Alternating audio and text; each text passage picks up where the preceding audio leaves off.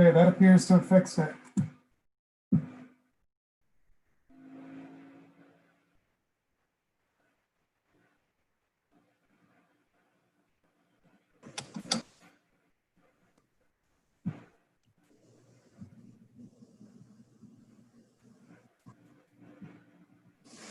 Looks like we made it to YouTube, huh? That did the trick. We're online with YouTube now.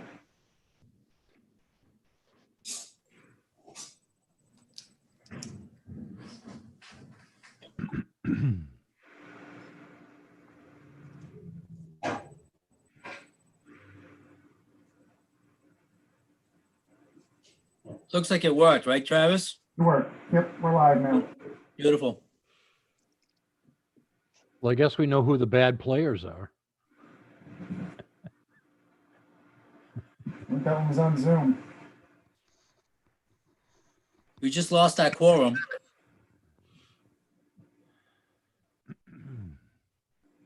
There we go. It's fine. There's Tom.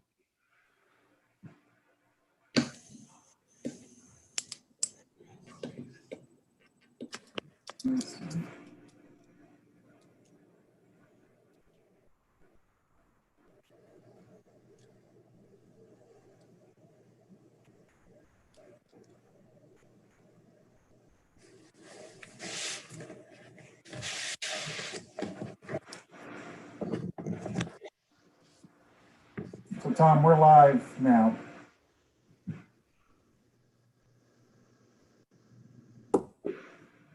I think Just missing Neil at this point. Unmute. Yes, I see us. We are live. I'm trying to get my join with video thing to come up.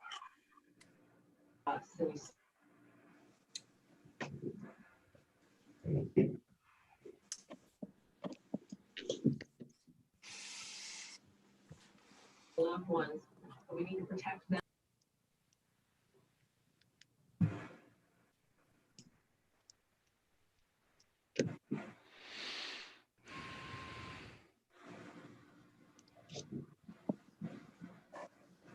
Hmm.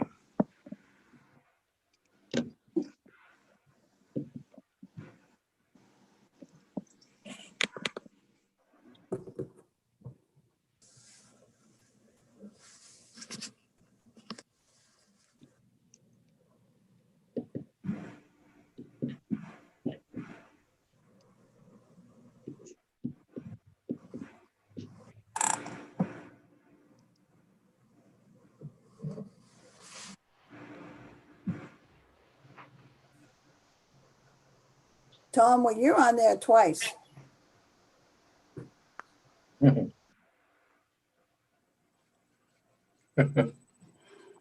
Sorry, I think I'm on here once. Hold on. All right. Okay. I don't know why I'm on twice. We need Neil, not your alter ego. No. Okay. No. I'm gone. Kristen's gone. Anyway. Okay. We are. Where's Neil? Oh, there's Kristen, but there's no Neil. Kristen. Neil was here a second ago. Oh, is he? Oh. back. All right. Okay. I don't know why I'm on twice. Hang on.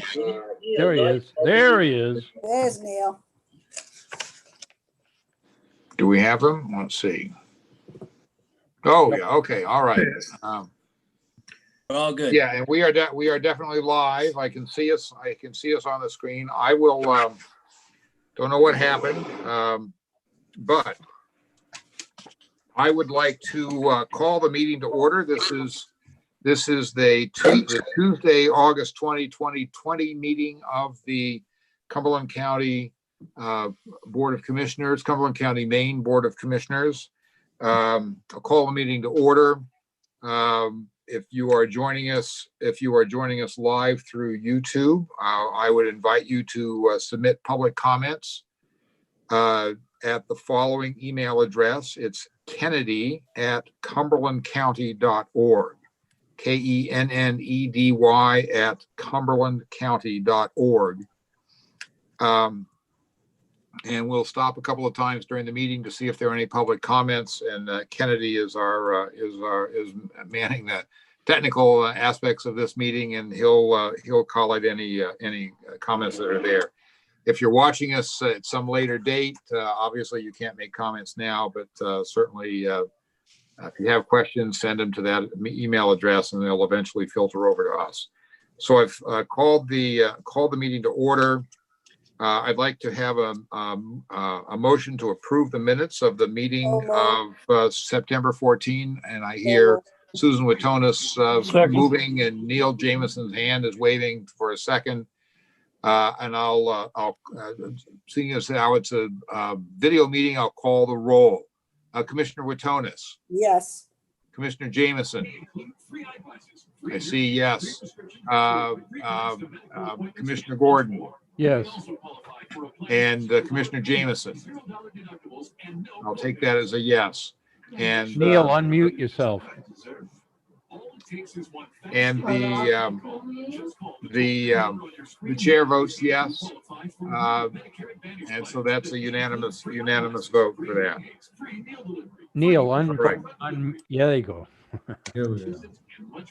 Okay, somebody's got a radio going, so mute yourself or turn the radio off, one or the other. All right. Next is informational reports or presentations. Jim Gailey, I'll turn it over to you. Well, we don't have anything on the agenda, but I'd like to take the opportunity now to just update the commissioners on the county's workings with the city of Portland in turning the community corrections building into a temporary shelter for the next 6 months. As the commissioners are aware, we've been talking with the city of Portland about relocating those individuals at the expo. Last night's population at the expo was 33 individuals, and over to community corrections. That building has been vacant since June due to the pandemic. And we felt as though after our last meeting, that would be the ideal situation for Portland to move those individuals, as the building is a 2-story building and it's set up inside just like almost a college dormitory. Individual rooms, beds, nightstands.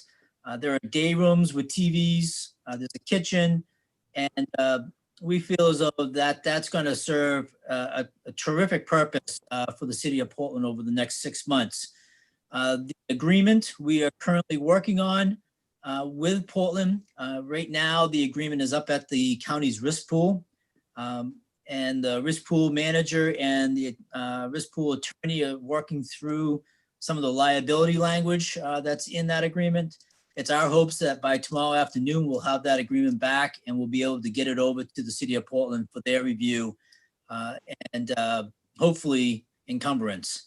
We're a little behind schedule. We were hoping to be in the building, or Portland was hoping to be in the building the 19th, which was yesterday. However, they do have a drop dead date of the 25th or the 26th. So it looks like we're probably still in a good window, and a move will probably take place on Monday of next week. Still gives the facilities crew for the city of Portland enough time to set the expo up for a polling place for November election. So I just wanted to give everyone an update. There was a lot of press today around it, starting with the Portland Press Herald article. And I believe the stories run in the Bangor Daily News, Channel 13 and Channel 8 both picked it up. And I know the Forecaster will be running an article too. So a lot of good press around the topic, and hopefully all goes well and we're able to make it a reality the beginning of next week. Thank you. Tom? Good, Jim, thank you very much. Susan? First of all, as I like to say, well, good job, Jim. I know it's been a big, always undertaking. There also was in today's paper, in the front section of the back, was an author who was talking about that the county should take more of an activeness in this, for the homeless, which I do, I do agree. Well, but I think that the county should be looking out here in the rural, our community, because there is homeless out with this way always also. And, there's a lot of exposure in Portland, there's a lot more of the resources in there. Well, but what I would like to see what Jim would do is to form a committee to look out at the homeless out here in the rural, our communities. And, this would allow with the people, that are the homeless out here, to stay in their own environment. And this would take some of the pressure always off of the city, not to have, the people from out here, go into the city and put more of a burden, always on their resources. Because I think if you're homeless, like out in this area, and if you do go into Portland, it's going to be a struggle for you because it's not the same. Like out here, where people, they couch hop, and they go from house to house. So that I would like what to see, and I would like for Jim and staff to set up a committee and maybe, I will look at the homeless, like out in this area. So those are my thoughts. And I don't know what you think, Jim, would this be something, that we could do? Well, that request really mirrors some work that Travis Kennedy and I were working on at the beginning of this year before the pandemic hit. And that was really understanding what it would take to look at addressing homelessness out in the more, I would say, the more rural part of the county outside of Greater Portland. And just like you said, Commissioner, the whole intent would be to try to develop some kind of structure that would provide the services to those individuals and prevent them or give them an alternative than traveling down 302 or down Route 1 to the city of Portland. It's always best to house people in their region or their town that they're from, because that's where their family tends to be. That's where maybe they're working in that area, and to relocate them all the way down to the Portland area, it does give a different environment for that individual, and may have more harm than good. So yeah, absolutely. I support your request. I hope the commissioners do. It is something that we could definitely take a look at and see what gains some energy and what we can do. Well, that I do know that there is sometime in the next month, I think it's going to be, it's in November, the 1st or 2nd week, is that there's a group up here that's going to get together, to see what they can do. And I have, contacted her and told her, that when that happens, to contact me, that I would like to come. And, maybe with Jim at that point, whether you could come out here. I realize it's a day trip, so, but, well, maybe that's a start because, like you said, that if we can keep them in their own environment, that's going to be, a help, to everybody. Because the last thing with Portland, is going to need is some more people, from this area, going in there. So, so that was my thoughts, and I hope I can get the support of the other, commissioners, to set this up. Maybe we could have a workshop on it sometime in November, and then we could go from there. Steve, did I see your hand up to have a comment? Yeah. Yeah, whereas I agree with Sue or Susan with the issue and the thought, I've got this whisper of a thought in the background, and maybe Jim can straighten me out, is that isn't the Health and Human Services a responsibility of the state and the communities, and the counties were specifically left out of that requirement? Well, I know that DHHS has typically interfaced with the local communities versus the counties. I don't know to what extent and whether there's any state statute that prohibit them working with county entities. But that would be definitely something I would suggest that the subcommittee that's formed look into around the feasibility, because I think bringing DHHS brings in sheltering money too. And so there needs to be a review of not only what it looks like for services out in that area, but also how do you fund it? And that's where DHHS comes in. Yeah, any other thoughts from commissioners? I can't see everybody all at once on the screen, so if you want to say something and I haven't called on you, sing out. My thinking is this is something, and the push and pull about this is that Portland is where the services are. Portland is where the major population center is, and that's like a magnet drawing people out of the, if you're in trouble and you don't have something immediately available locally, you tend to gravitate toward Portland. That creates issues. Portland has more than their share of homeless people because, as Commissioner Ratonis points out, it's a draw. It's where people go. I think we could play a role, maybe coordinating services to make this work a little bit better, maybe coordinating money to go to certain places. I'm not envisioning the county, putting a homeless shelter in Naples or something like that to do that. They could go on speed. And I also wonder, we could, I suspect that just like the Portland has to bear the brunt of the sort of gradient of people coming to Portland for help, that the communities where people come from, Bridgeton and so forth, in the further areas of the county, they may, I don't know how willing they are to help out with that, because help out with keeping them there, because once they're in Portland, they're Portland's problem.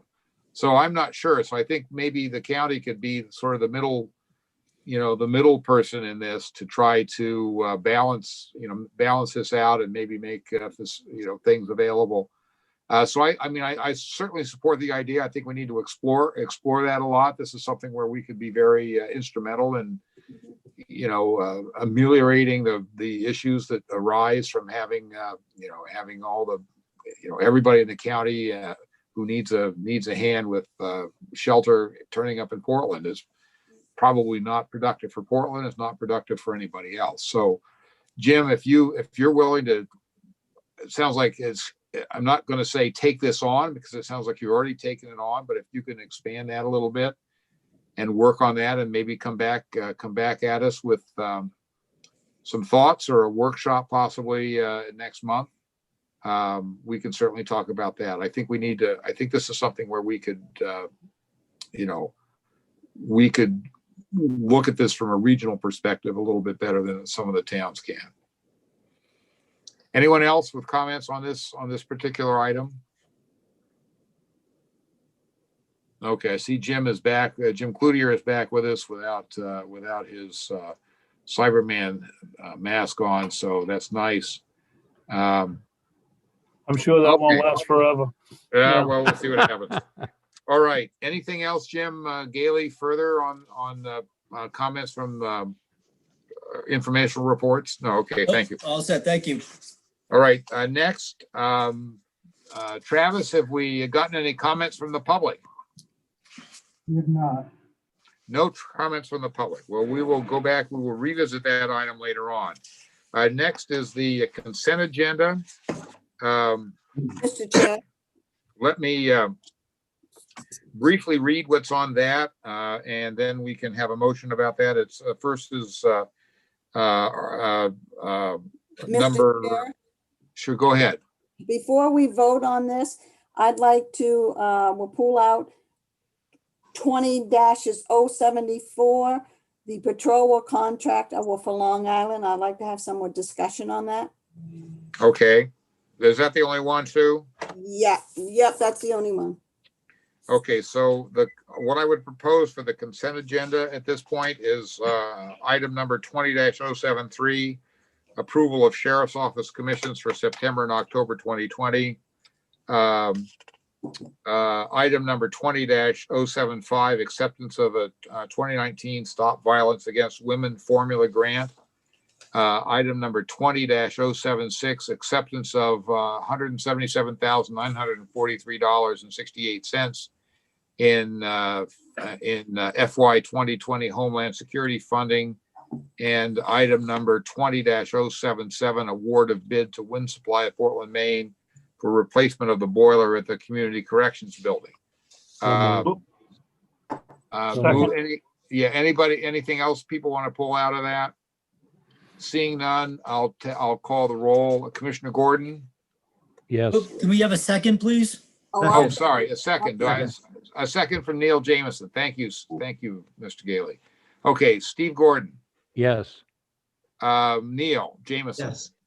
Susan Watonis, Yes, and who have I missed? It's Jim Cloutier. Sorry. Yes, Yes, and the chair votes yes. Any opposed? Seeing none, that passes unanimously.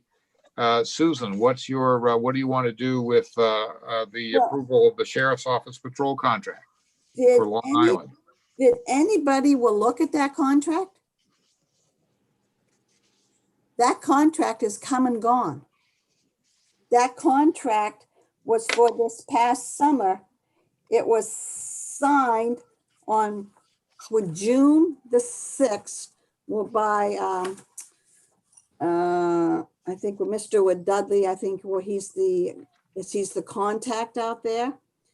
Then it sat somewhere until September the 20th is when the sheriff signed it. Now that contract started probably Memorial and it ended in Labor Day. So this contract was never signed. It sat somewhere. And I know in the past that we've talked about with these contracts, not coming to us on time. Okay. Well, but this one is over and done with. And now they want us to sign it. And my concern is that, this doesn't make us look how we're very good with that if we're signing a contract is after the fact. So I'm kind of concerned about this, with where did it set, like all summer long. We were out there with no contract was signed. And, this is partly part of the problem, that we got into up in Harrison, that, stuff it wasn't being carried out. So, that's my concern with that these contracts aren't getting signed in a timely manner. And when this one is over and done with. So Susan, you're not complaining about the service rendered. You're complaining about or putting forth an issue about the procedure. Oh, well, yes, the procedure has always been, that we would have these signed before, when they start, because these are summer contracts. Yep. But this one, it's a summer contract and it's done with. And it's not even a signed contract. So now we're signing it, it's after the fact. I think I can shed some light on maybe some possibilities of why we're dealing with this in October, a clear month plus past the end of the contract. The contract term is June 29, 2020 to September 8th, 2020. Mhm. As the commissioners are aware, that is a very oddball date span there. And I can only imagine that maybe this contract had some impacts given to it because of COVID. And maybe this contract needed to be delayed somewhat to the end of June because the town meeting in Long Island, I'm just speculating, was pushed out of the normal routine of an April or a March town meeting and pushed into June or July, like many town meetings across the county were. Hence the reason why the term started June 29th, a very random date.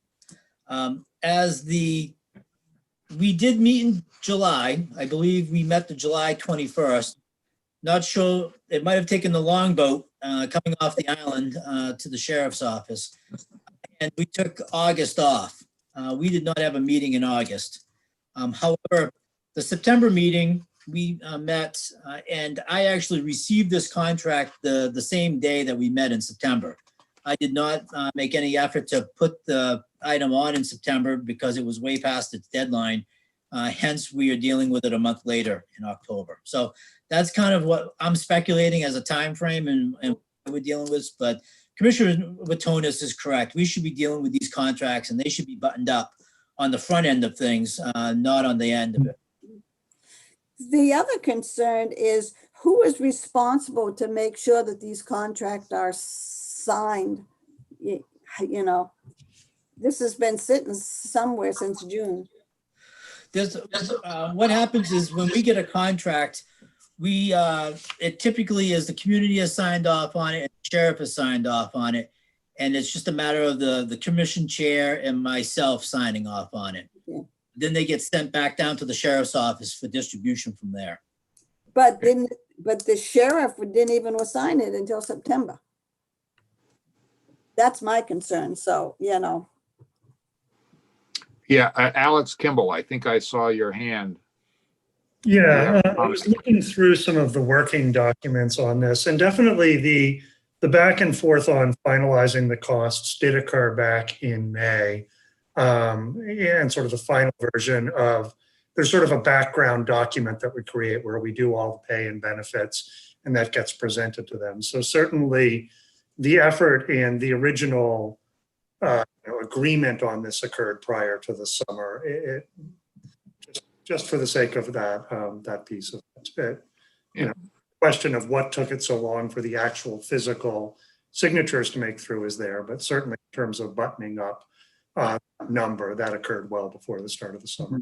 Okay, I mean, just to put my oar in on this, I think certainly we ought to see these things more than after they're done, if it needs our approval. I understand. I mean, I certainly understand, what's happened. We're all kind of laboring under the conditions that we've got, but it would have been nice to at least have a heads up that this was in the works or something, just so that we have a responsibility for oversight on the budget and oversight on expenditures like this. So I think it should have been done. Susan, Susan Watonis, do you have further? Yeah, just one other thing, and I don't know if the commissioners would know this, but how long ago did you and I have to go with the Harrison because the contracts were not being followed to and all the reports, were getting out? And I hope, since there's been a captain switch down there, that they are on top of that to make sure that the reports that are supposed to get out always each month, to these contracted towns and stuff, whether they're getting out, so that you and I aren't getting a call, to go up and, I will answer with the questions, I was asked to, well, this is in the contract, but we're not getting, because it's our responsibility, I believe, to make sure that these contracts are followed out. Is that correct, Jim? It is. And one thing that we learned in working through the Harrison contract, was that about a year and a half ago? Yeah, I don't remember, but it was not a pleasant experience. One thing we learned is that the sheriff's office was using the same contract template that they've been using for the last 20 plus years. And as time has gone by, processes have changed, and much of the language in that contract, either the town didn't want the report, or the report was no longer accessible or created. And so there was a total redo to the sheriff's contract.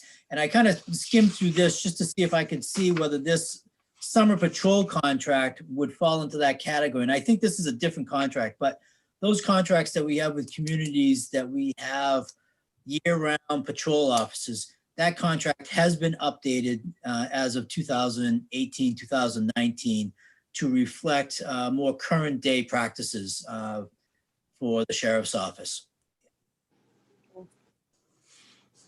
Okay, any other discussion about this item? I would entertain a motion on item number 20-074, approval of sheriff's patrol contract for Long Island. So moved. I think, I'll second. okay. Jim, did you get that? Yes. Okay, I'll call the roll. Commissioner Watonis, I will support it, but I have reservations on it. okay, so that's a yes, but I think I'll take that as a yes for our Yeah. scorekeeping purposes. Yeah. Commissioner Gordon, Yes. Commissioner Jameson, Yes. Commissioner Cloutier. Not hearing. Do I see a wave? Is Commissioner James. Cloutier on? Jim, He's got his video off and his, Well, he looks like nothing's transmitting. That's in okay, He he, froze. His eyes aren't even blinking. okay, well, I will vote yes. And we'll put Commissioner Cloutier down as an abstention at the moment, since we haven't heard from him. And Travis, could you give him a buzz on his phone or something and find out what's going on? He's been blinking in and out all night. I think he's having some connectivity. Okay, Good. Tom, can I make a comment about this? sure, yeah, go ahead. Jim Gailey, it would seem that this is something that appropriately, it's on somebody's schedule to get reviewed annually. Because as Susan, I think, pointed out, there are many things that get changed, and to me, that's just administrative. So just as a suggestion, I think that will be very appropriate. I agree. And, one of the stumbling blocks with getting these contracts moving through the pipeline is that the sheriff's office may send them out well in advance of the contract date. However, each town needs to create them as a warrant item for their town meeting. And town meetings take place anywhere from middle of March all the way to June. Right. On the town. And so there's some that get theirs back sooner. There's some that get delayed. And in this particular year with the pandemic, I think every community delayed their town meeting to June and July. So I think we just saw that across the board.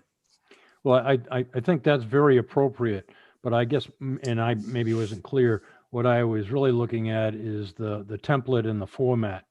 So that if there are items that need to be reviewed because of, who knows, state law, whatever, that it gets reviewed and put into the thing or taken out. Understood. And I will pass that comment on to the sheriff's office. Thank you. Okay. Commissioner Cloutier back with us or not? He was on the screen for a bit. All right. I've not heard a yay or nay from Commissioner Cloutier, so we'll put him down as an abstention at the moment. And if he has strong feelings about it, he'll be in a position to move to reopen if he wants, I guess. So that passes 4-0 to 1, I guess. All right. New business. Next is item number 20-078, award of bid to Seacoast Mechanical for replacement of air handler number 2 at the courthouse. Commissioner, County Manager Gailey, it's yours. Thank you. This item is a project that is on the state side of the courthouse. We have what we refer to as Air Handler 1 and Air Handler 2. Air handlers are original to the building, which is 25 plus years old. And they are in drastic need of replacement. They have been not working up to snuff or to any type of efficiency for the last number of years to the mechanical infrastructure and the bladders within the HVAC just being old, and a lot of air is being lost through the system. So we have been in conversations with the state of, and we have come to the conclusion that it's time to address these air handlers. We're looking at replacing the worst one first, and that's air handler 2.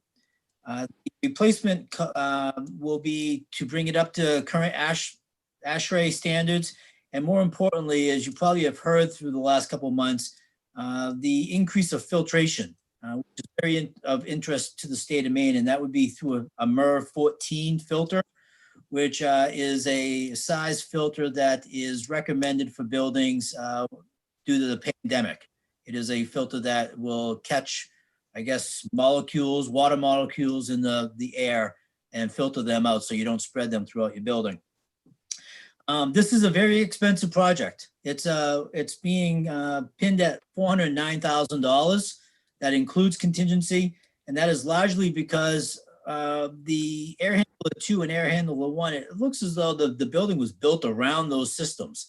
And so when you change those systems, you're needing to modify the building in a significant way because the systems are much larger today than they were back in the early 90s. We are now forced to place the air handler on the roof on a steel crib work so that because we do not have the ability to put that unit in the building without really tearing apart the building and trying to fit it. And so that's what's really driving this cost, is having to create a steel framework on the roof and placing the unit on the roof and then piping everything into the building from there. As I said, the state and the county have been working on this. The state is coming to the table with $200,000 towards the project. The county is coming to the table with $208,000. And so we did go out the bid. I should have mentioned this up front. We did go out the bid. We did receive 2 bids, one being for $326,000 and the other being for $555,000. So we are bringing forward the awarded bid to Seacoast Mechanical for $326,000, and the remaining money up to the $409,000 is going to be held in contingency, making sure the project goes smooth over the next couple of months. Thank you. Yes, thank you very much. Discussion on this item. Commissioner Gordon. Jim, I hate to ask the question, but is there any recovery of heat when you do this exchange? If there's any recovery of heat, it gets recirculated within the building. I would agree, but the air going out and the air coming in, is there a change? Is there a heat recovery there? I don't believe there is, no, because Bruce would have designed it that way. And I heard you spoke about the filter. What about UV? Any thoughts of putting UV in that? We have not gone the UV route, only because we've had that discussion amongst ourselves. But ASHRAE, as you know, Commissioner, is kind of the standards out there for this type of infrastructure, as well as many other building pieces. The ASHRAE has been silent as to whether UV does anything or not. And so that's why we are not proposing it. Fair enough. Thank you. Other comments or discussion? All right, can I have a motion on this item? So moved. Second. Moved by Neil Jameson, seconded by Steve Gordon. I'll call the roll. Commissioner Cloutier. I'll take that. Yes. Okay, Yes. there we go. All right. Commissioner Gordon, Yes. Commissioner Jameson, Yes. Commissioner Witonis. I think that's a yes, unless, okay. You muted, Sue. Yes. Okay, thank you. And the chair votes yes, that's unanimous. Now I want to backtrack just a little bit. Commissioner Cloutier, you were on hiatus when we were voting on the approval of the sheriff's office patrol contract for Long Island. Would you vote to approve that or not? And he's frozen again. He's frozen again. I sort of like this in Jim, though. It brings Yeah. out a different part of him. You know? Can we All do right, I'll ask him again comment? later, maybe, and if not, we can catch up with it. I don't know. If he's unhappy, we can reopen it next meeting. Oops, there, it came, went. Jim, you back with us? Yeah. For a moment. Okay, I was looking for, you're on hiatus when we were looking at the approval of the sheriff's office patrol contract for Long Island. Are you in favor or not? Oh, sure, yeah. Oh, And sure, despite okay. the late contract, I think it's better late than never, so I'm in favor of that too. All right, okay. I think we've got that. Let the record reflect. All right, next item is approval of CBDG CARES Act funding round 3 and the approval of program year 2019 CARES Act amendment. County Manager Gailey, it's your item. Thank you. As we notified the commissioners back in September that we were going to be designed for another round of CARES Act. We received the first round, and the third round did not receive the second round. Needless to say, Kristen and Sandy in the CDBG office have been very busy this spring and summer, doling out all this money. And Kristen, once again, has done a phenomenal job on really formulating a game plan and pitching it to the municipal website committee for their review and approval or recommendation to you all. So I'm going to pass this off to Kristen for a presentation to the county commissioners. Kristen? Thank you. Like Jim mentioned, this is for the approval of the second amendment to the 2019 CARES Act for round 3 of CDBG funding. What we decided to do with this round, which is a little bit different than the first round, is figure out what the biggest needs in our community right now related to COVID and kind of target our funding into large segments specifically for those needs.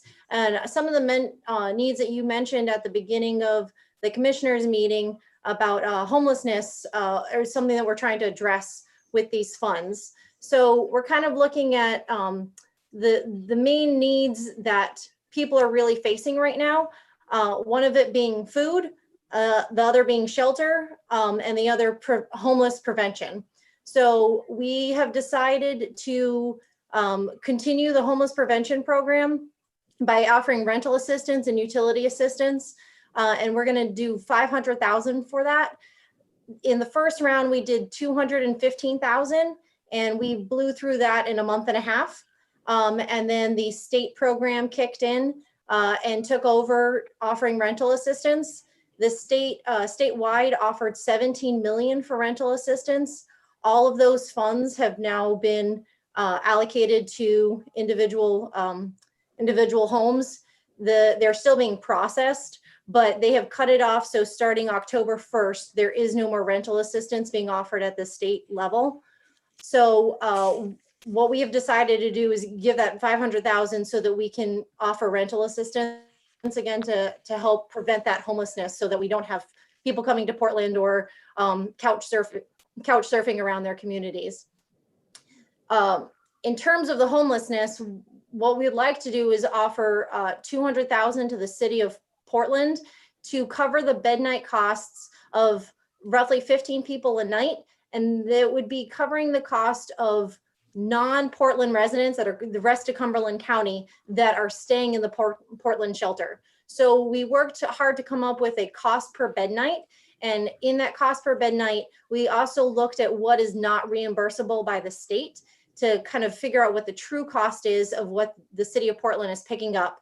Then looked at over the past year, how many Cumberland County residents are usually the average of how many are staying per night, and came up with a number of 200,910. So that would be roughly 15 people a night for 6 months, 180 days. The last category that we decided to put money into is food banks. We have discovered that the food banks have plenty of food. The issue is they have no place to store it and no boxes to put it in, which is causing distribution issues.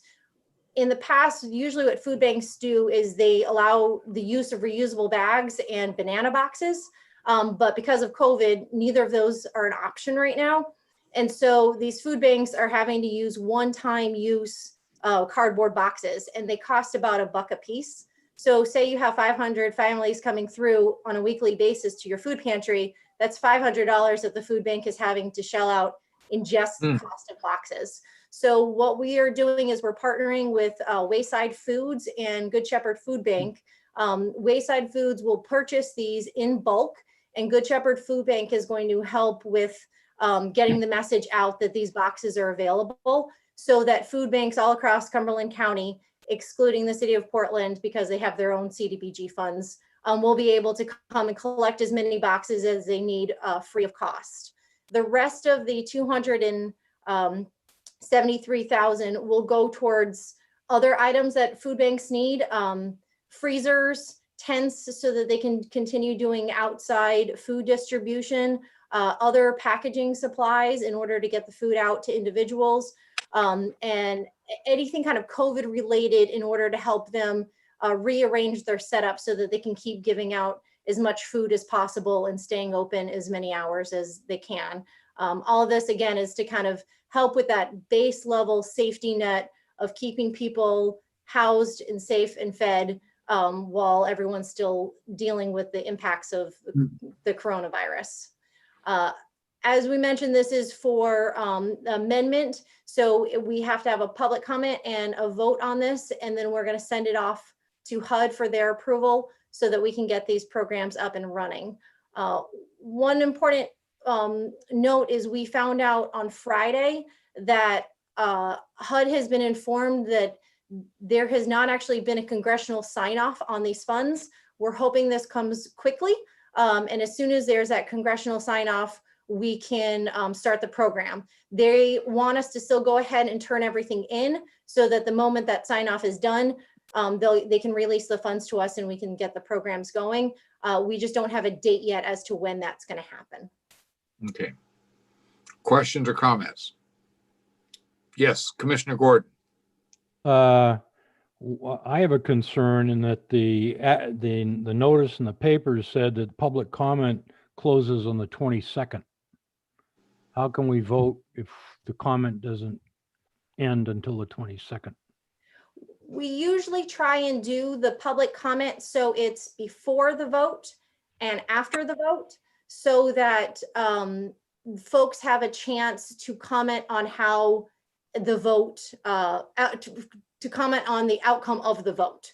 The reason that we do that is in past circumstances in other areas, say town council has voted one way and the people in the town completely disagree with how that town council voted, then they have a chance to argue to HUD that they do not like the outcome that the town council has voted on. So we try and kind of put the majority of the public comment when we usually do a 30-day one, the majority of it beforehand with a quick bit of time after the vote to allow for comments based on your outcome of the vote.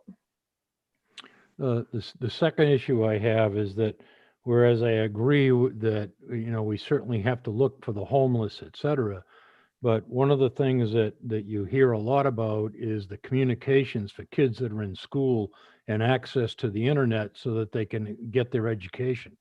Was there any discussion about using some of those funds to do that? Yes, we have tried going down several different roads with this, talking with the different school systems. One idea that we had come up with was hotspots.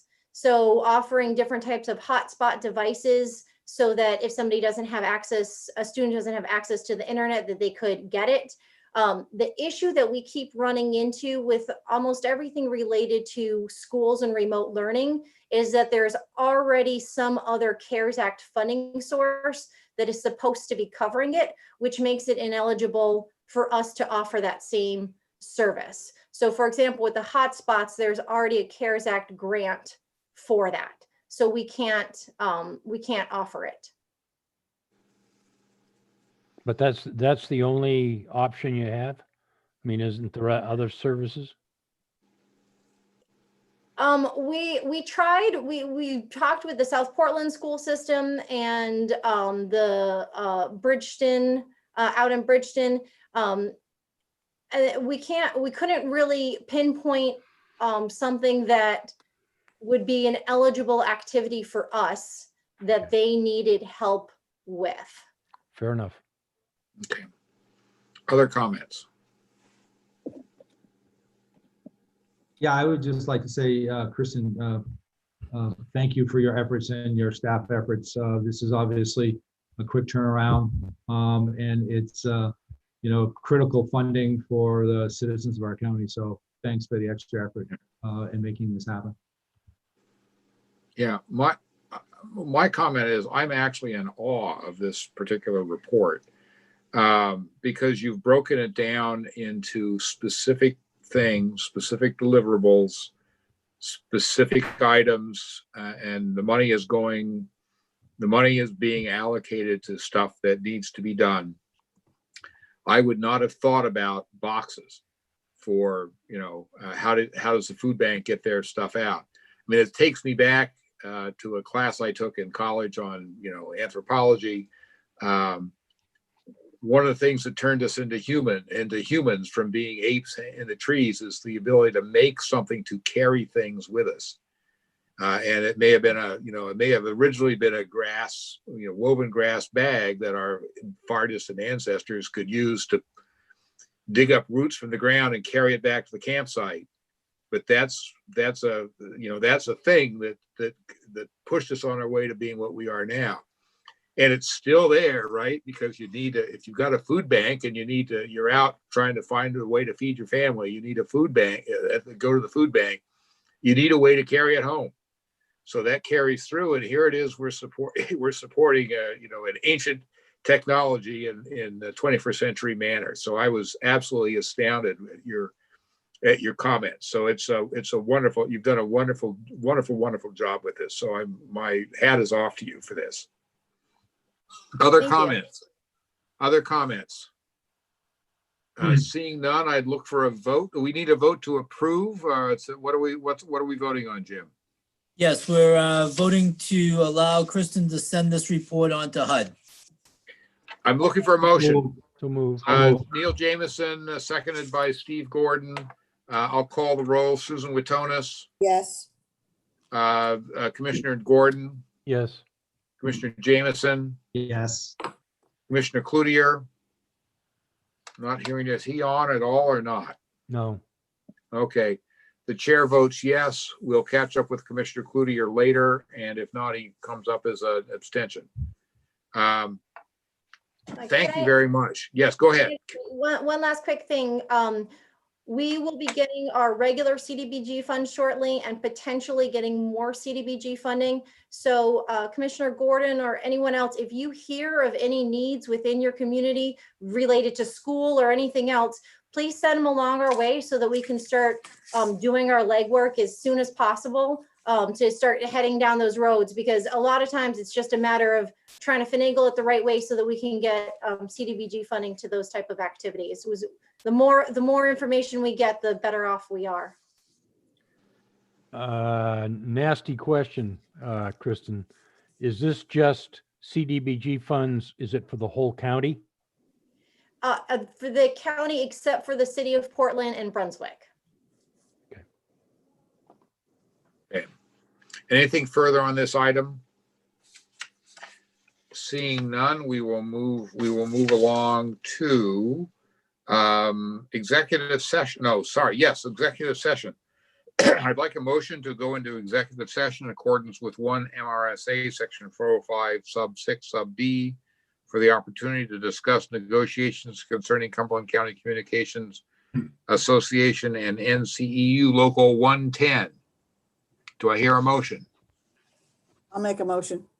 Commissioner Witonis moves. A second. Commissioner Jameson seconds. I'll call the roll. Commissioner Witonis, Yes. Commissioner Jameson,